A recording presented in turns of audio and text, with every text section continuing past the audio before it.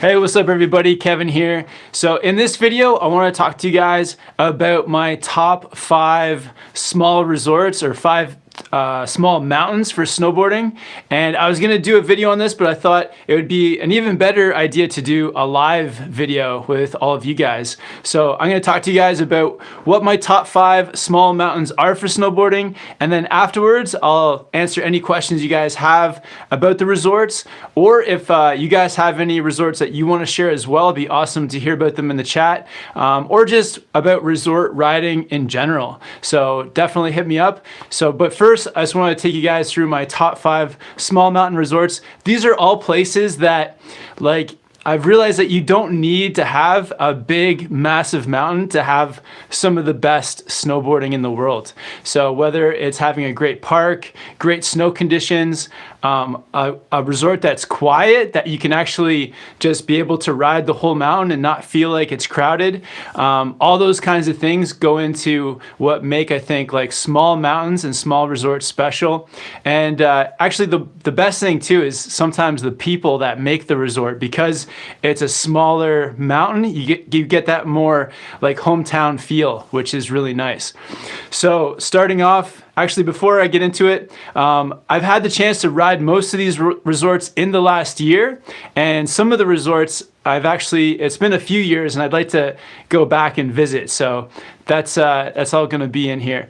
So the first one I wanna mention, and this one is actually maybe a surprise to some of you guys, but it's Niseko, Japan. So Niseko is actually a very small mountain compared to, for example, Whistler or Jackson Hole or some of the places in Europe. Niseko is tiny. It's got a very small vertical. There's almost no alpine, and the amount of terrain is pretty limited, to be honest. But the thing that makes Niseko so special is the amount of snow it gets. I don't know the exact stats on the average snowfall in the winter, but it's ridiculous. It gets a ridiculous amount of snow. It's also got very cold temperatures. So while you're there, and even though there's not a lot of mountain to explore, you're actually, every single run and every turn is great. So that's what makes Niseko so special, is the snow quality. And on top of that, the tree riding is extra special as well. It's almost top to bottom, just full of trees. And every turn through the trees on a powder day is going to be good. There's no section of trees that you can't really, well, I guess there's some places you can't go, but in general, you can ride from top to bottom the whole mountain, and every tree run is good. So having that in Niseko makes it, I think, an amazing small mountain. The next small mountain I want to mention is actually in New Zealand. So the number 4 on my list is Cardrona, New Zealand. And even though the mountains in New Zealand are very big, the amount of space where you can snowboard is very small. So you basically have to drive up a winding road for 15 minutes to get to where the snow line actually starts. So you're really only snowboarding like the tip of the mountain, sort of like the top, like 1/20th amount of the mountain. So a very small area, but what makes it so special and what makes that small area of snowboarding so special is the park setup they have going on. So from the top of the chair all the way to the bottom, it's an amazing park.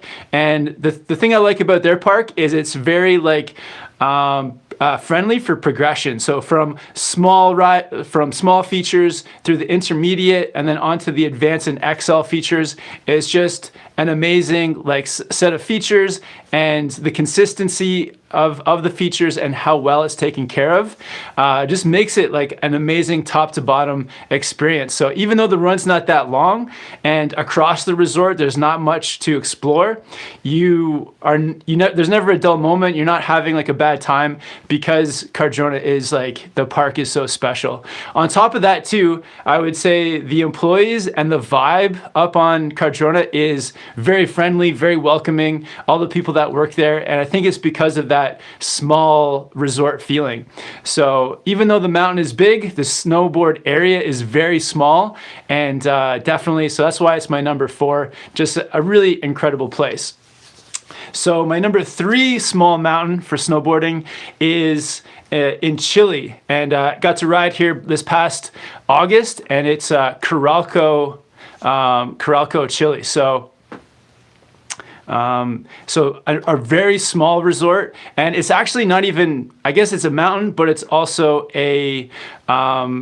it's also a volcano, and the town is called Malacahueo. A lot of people, I feel like they really want to stress the fact that the town is what makes it special too. So Malacahueo is an incredible town, but that spot in Chile is incredible, and it's very small. And when I was first going to Chile, I was really not expecting, I didn't know what to expect, because you're like 10 hours south of Santiago. There's not a lot of like big cities around, but once you get down there and you see the mountain and you see the lifts and the terrain, it's incredible. And definitely the highlight was the layout of the terrain. Very unique terrain because of that volcano, because of the volcano shape. So you had all these really cool pitches, like all the way around the mountain, where you can like come down different ways. And when we were there, we got lucky. We got some fresh snow, and yeah, just the overall experience of riding through that fresh snow in this very unique landscape was incredible. And then it was also very quiet. Like, it was a very quiet resort, so you weren't waiting in any lines. You could just do lots of laps.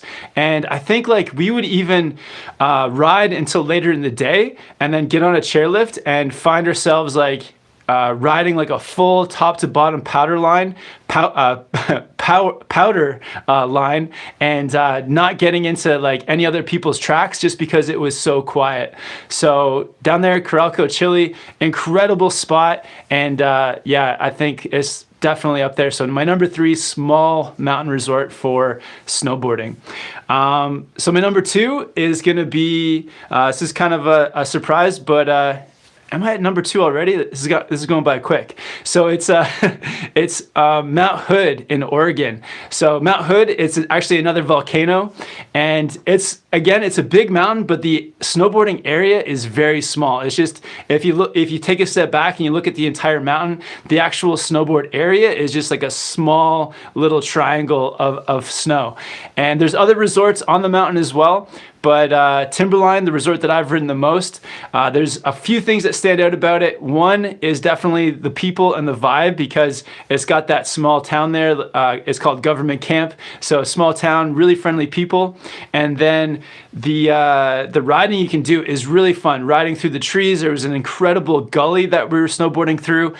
So all of that made it really fun. And then it's also got a great terrain park through the winter, which is another like top to bottom great, really fun terrain park. But I think the highlight is the spring. In the springtime, they've got a spring pass, which was like just over $100 for like almost 2 months of snowboarding.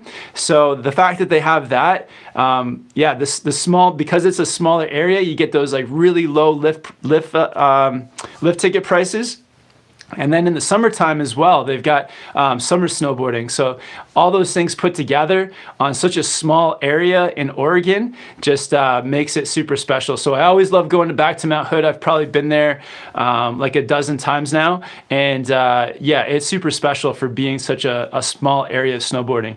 All right, so my number 1, my favorite small mountain for snowboarding is another place in Oregon, and it's called Mount Bachelor. And if there's any people on the channel that have been on here for a while, and you guys have seen some of the Mount Bachelor videos, it's always been such a fun place to snowboard. I think it checks off almost all the boxes for what makes a great small mountain resort. So the price of a lift ticket is reasonable.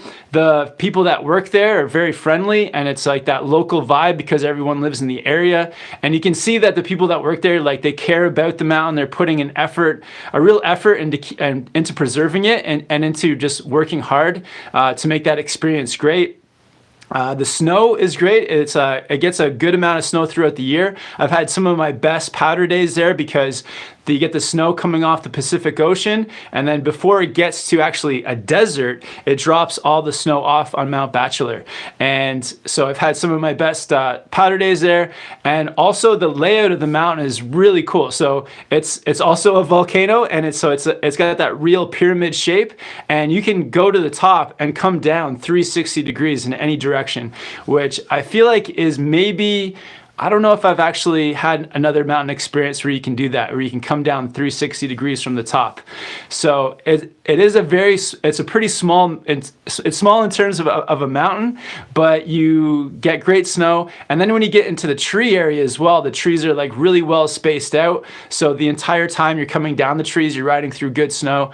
And another interesting thing about Bachelor is that the wind that comes and brings like a lot of the storms in create these incredible wind lips, and you get these areas where it's almost like surfing a wave because you have these like natural big wind lips kind of curling over and creating these cool looking snow waves. So yeah, it's a really cool spot. I think I've been there 3 times now, and every time I've been there, we've made friends, we've found powder, and we've also ridden the terrain park there. So yeah, Mount Bachelor, I think a great example of a small mountain that is like lives up and like matches some of the biggest mountains out there, just because of the overall experience for the price that you pay. A couple honorable mentions, just like a few mentions to throw out there that I think a lot of these small mountains definitely deserve recognition. So Perisher in Australia, I've always had great times there. The terrain park, the crew out there make a great terrain park, and all of the terrain past and out in the back is amazing too. And you also get that friendly vibe. And also, like other places in Niseko is around Japan as well. I wouldn't say Hakuba is another place in Japan, but it's a little bit bigger. It's almost too big to be a small mountain, so I'm not putting Hakuba in it because it's too big. But there's a spot called Rizutsu in Japan, another amazing small mountain, and Moiwa as well, which is a small resort sort of near Niseko. And I'm sure there's lots out there that I've missed too. So if your home resort, if it didn't make it, maybe let me know what it is, and maybe there's places that we need to visit. And yeah, let's get into some questions. If you guys have any questions, hit me up about resort riding, about mountains, or if there's something else on your minds, we can get to that as well. Sweet guys. Thank you all for tuning in for the video. We got 177 people on here, 38 likes. Yeah, if you can, definitely give the video a like, subscribe if you haven't already, hit the bell so that you get notified every time I go live with one of these videos. And Priscilla says that she loves Mount Hood, very cool. And Josh commenting on the gullies at Mount Hood as well. Yeah, really fun spot with the gullies. A lot of people calling out Mount Hood. Owen saying Cypress, that's a local small mountain resort here in Vancouver. Chuck says Mount Selwyn in New South Wales, Australia, very cool. Aaron, Boreal. Awesome guys. Yeah, thank you guys all for tuning in. Let's get to a bunch of questions. Sublime Honeybee says, no Canadian mountains made the top 5. Well, that's because the ones I've been to are too big, to be honest. Like Whistler Blackcomb, it's a massive set of mountains here, so it's too big. Revelstoke, I think one of the biggest mountains I've ever ridden. And then the ones I've ridden out on the East Coast are actually too small to be even considered mountains. They're more like hills. So maybe we'll get like a top hills to snowboard video out one day as well. Human Rationality says, guess I gotta ride Oregon now. Absolutely. Mystic Rider calling out a couple of resorts in Colorado, Loveland and Arapahoe Basin in Colorado, very cool. Yeah, Colorado is kind of like, I didn't mention any place in Colorado because they're not the largest mountains, but they're also not the smallest. I'd say they're more like medium large. They're kind of medium large mountains out there, or like extra medium. Yeah, another person calling out Loveland pass. Grateful says Kicking Horse, BC. Kicking Horse, is it? I haven't been there, but my impression is that it's pretty big. How big is Kicking Horse? We got Harry on here with the board question. What would you pick as a daily driver? Capita DOA, Libtech T-Rice or Pro, or Arbor Westmark? If I was just gonna get one board, I'd probably go with the Arbor Westmark. That's like a fun, very versatile board. You can take it in the park or powder.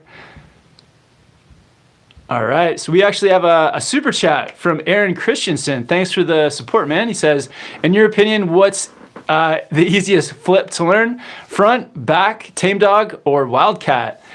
Good question, man. Man, I don't know. I would guess a backflip, because you know you're going off, you're taking off, and you're kind of like getting that lean back happening already. So practice it on a trampoline, take it, and then maybe take it into some deep powder. Trayvon asking if I've ever been to Bansko, Bulgaria. No, but it would be cool to get some more riding out in Europe, but never in Bulgaria. Grateful Medhead says, if he wins the lottery, I'll send you to Jay Peak, Vermont. Nice. I've had lots of friends visit Jay Peak in Vermont there back when I lived in Ontario, so I've heard some good stories. North Badger shouting at another place from New Zealand, Treble Cone, New Zealand. Yeah, we actually haven't had the chance to ride Treble Cone yet, but I know that from Wanaka, it's a shortest drive out to Treble Cone. I've heard good things as well. I think that definitely qualifies as a small mountain, even though the mountains in New Zealand are massive. The area of riding is relatively small. So yeah, we'll definitely have to get the Treble Cone next time we're out there.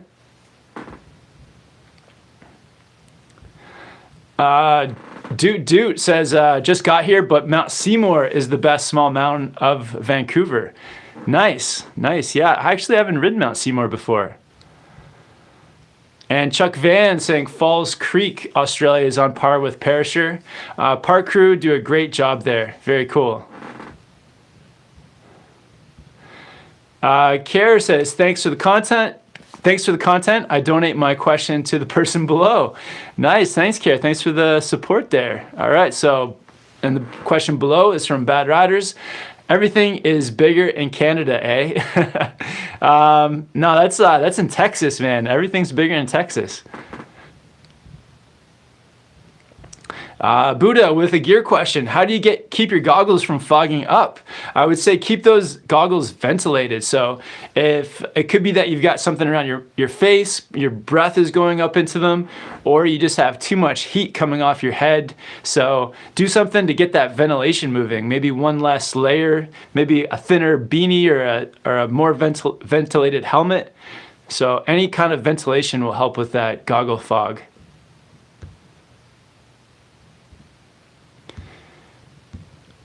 Matt wants to know if I've ever tried the ice coast out east in the U.S.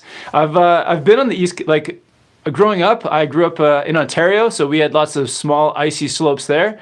But I've never been down in the U.S. TJ on the channel, he grew up in North Carolina, so he grew up riding lots of ice in North Carolina, but I've never been.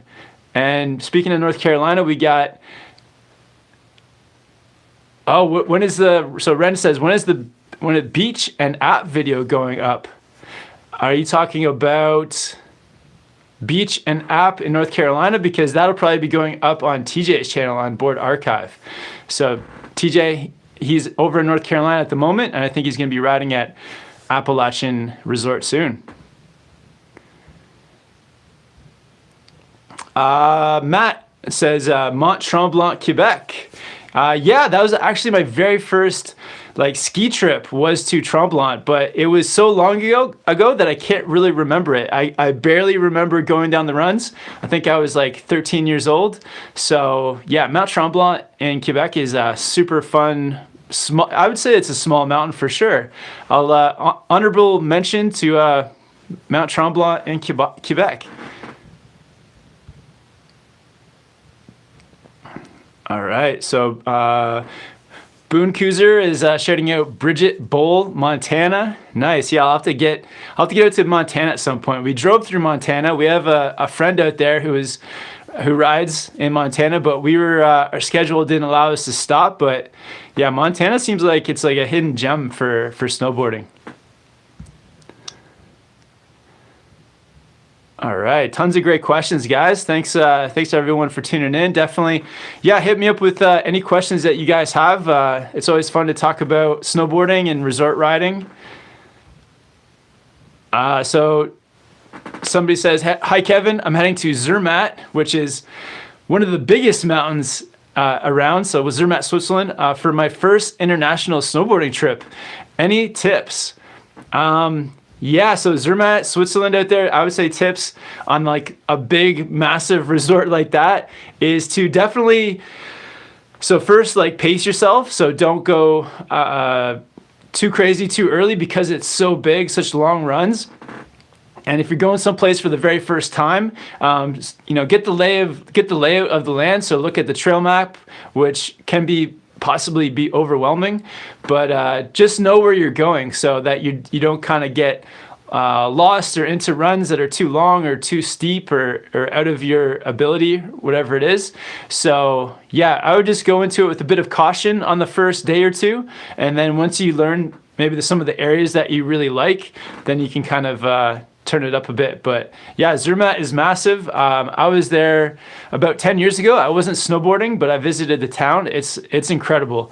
Also, be careful out in Switzerland because everything is super expensive. So if you can get your groceries at the grocery store and try to spend as little as money as possible because Switzerland is expensive.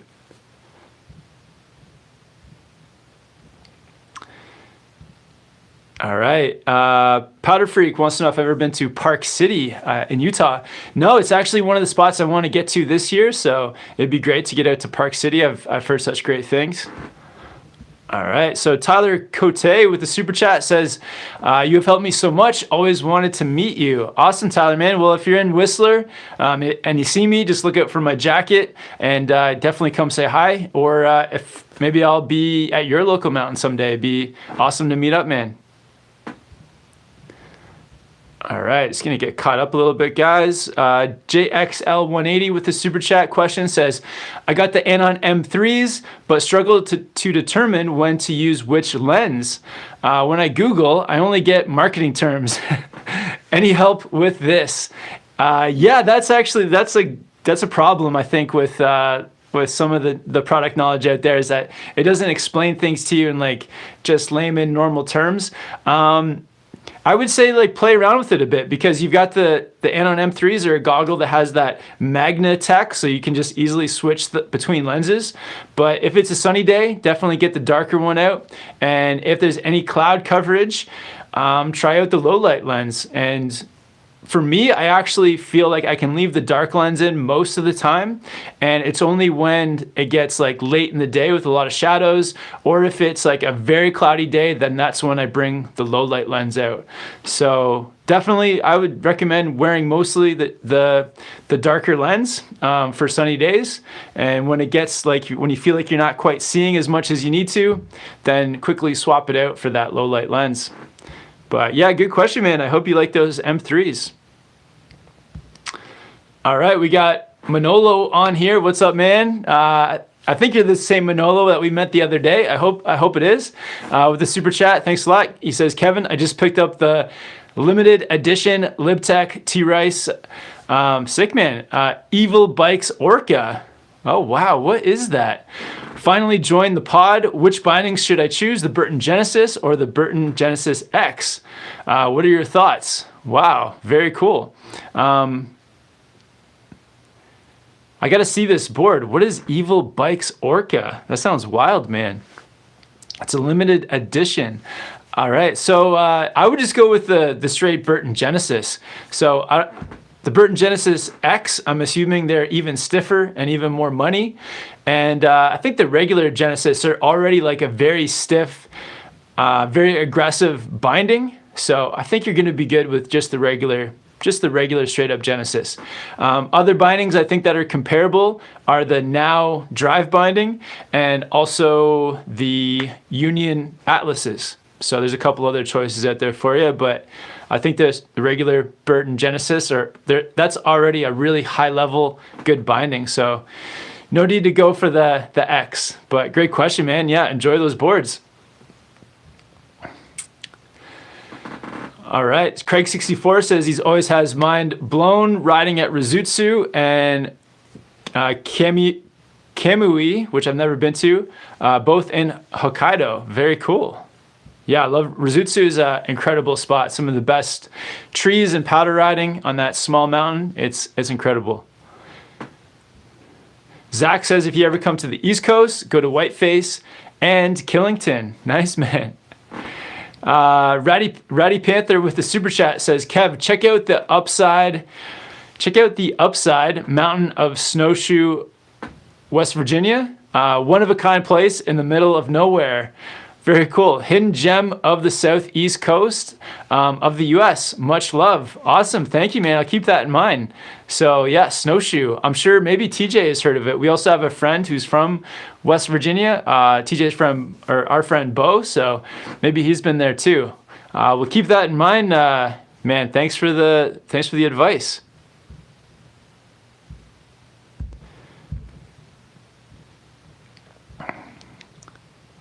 All right, it's going to get caught up a little bit. Thanks for all the questions, guys. Thanks for everyone for tuning in. Joe W says, love to see you at Big Sky, Montana. Nice. Alpine tree runs. You could spend a week there and still not hit everything. Very cool. Yeah, Big Sky, Montana. I've heard, lots of great things about Big Sky and Montana, so we'll have to keep an eye on the weather. And if you guys are getting the snow, I'll be there. I'll give you a heads up, Joe, when we're coming out there.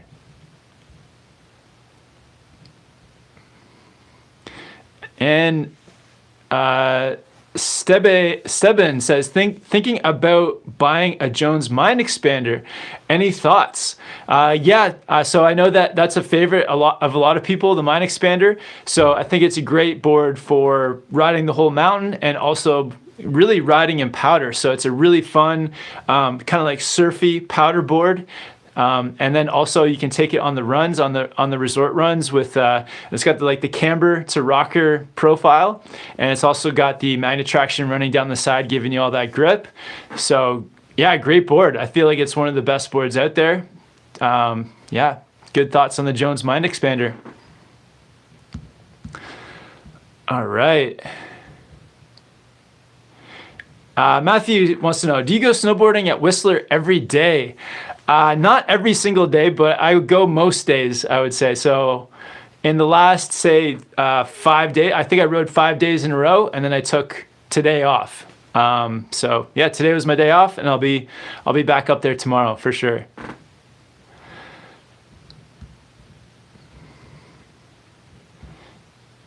People are shouting out Snowbird, Utah. Very cool, man. All right, so another super chat from Ratty Panther says, I meant to say upside down mountain. Snowshoe is a ride down, take lifts up. Oh, I see what you mean. That's very cool.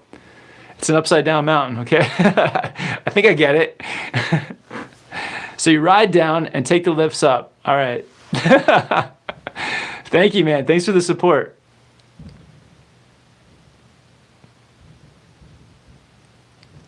And Big Snod with the super chat as well says, yo, I'm looking at getting my first board. I've been a couple times and rented my board. Do you recommend Symbolic 369 Rocker? Honestly, I've never heard of that board before, but I'm looking to get in. So if you're looking to get your first board and you've been a couple times, I think the thing I look for most when buying your first board is that it's a low price, that towards the tips of your board, you want it to have some rocker. So you can have camber in the middle or even camber zones under your feet. But as long as it rises away towards the tips, there's some natural rocker in there. That's what you want to look for. Also, I think a board that's a bit more flexible is good. So yeah, check out that board. Other boards I recommend, the Capita Horoscope, the Arbor Element. what else is there out there? The Burton Ripcord. So check out a few different boards, compare them, but they should definitely meet some of those criteria. And if that board does it, then it's a good one. But yeah, good luck. The first board is that's an exciting one for you, man. And Matthew Pontifex with the super chat says, how do you get comfortable doing tricks off an edge, especially heel edge? I end up bailing because I feel like I can't pop off. Any tips? Yeah, I think it depends on what kind of trick you're going for, but a good way to work on that is to actually work on carving. So getting your carving going, toe edge, heel edge, and the better you can get at carving, then the more that you can take that into the park. So my first bit of advice would be just like work on your carving skills, toes and heels. And yeah, if you're coming off your heels, you may be coming off, I think a common mistake is to be too much on your heels. So if you're too heel heavy, that's definitely when it's hard to get any pop going. But if you're just like slightly on your heels, so coming on to like say a box from the side, a little bit on your heels, or going for a front side 180, it's when you're just like a little bit less on edge. So you're on your heel edge, you got that bit of a carve going, but it's not super aggressive. And I find that then you can start to pop. A good place to practice it too is riding like up a side bank. So if you have a side bank and you ride up it on your heels and then practice popping off and then coming back down either on your heels or popping a 180 and then coming down on your toes, that's a good way to practice that heel pop. So yeah, try it on side banks. Just ride straight up, pop off your heel edge, and ride back down. That's a really good way to practice. All right, thanks for all the questions, guys. 172 people watching, 71 likes. Thanks so much. Adam says, hey, what do you miss, if anything, about snowboarding in Ontario? Ontario is a great spot for snowboarding. I would say like the resorts are very small and it can be icy and it's very cold. And what I remember doing a lot of night skiing in Ontario. I miss snowboarding at night. That would probably be the biggest thing, because when I was a kid growing up, after I got into snowboarding through high school, going after school every Tuesday with like the ski and snowboard club, and after snowboarding at night was a lot of fun. So that's definitely what I miss the most.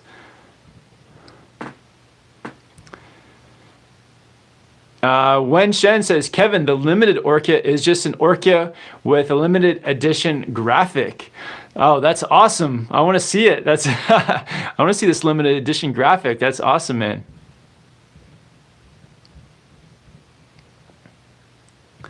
All right. And Freshly says, have you ever been to Sugarloaf, Maine? Is it worth it? I've never actually been to Maine, but I've heard great things about the Northeast up there. So if it's not too far, I'm sure that there's great snowboarding in Maine, in Vermont, that whole area. So definitely hit it up. All right, cool. Awesome, guys. So I just wanted to make that video for you guys and do it live to share my thoughts on my top 5 small mountain resorts for snowboarding. Let me see if I can remember them back. So Niseko was definitely in there. Corralco, Chile. And then we got Mount Hood, Oregon. Oh, wait, no, there was one in between there too. Oh, New Zealand, Cardrona, New Zealand, Mount Hood, Oregon, and then Mount Bachelor in Oregon. So 5 spots that are like small mountains, but give you that like big mountain feel, because it's just like top to bottom, great riding, great people that work there, lower price, and yeah, really good terrain with good snowfall. So I think it proves that you don't need to have like a massive mountain to be getting like some really incredible days out there snowboarding.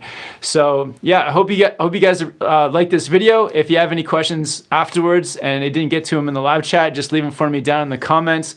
And also share your top 5 big or small mountains for snowboarding. Awesome. Thank you guys so much for watching. Hope you guys are having fun out there snowboarding, and I'll see you guys in the next video soon. See you guys.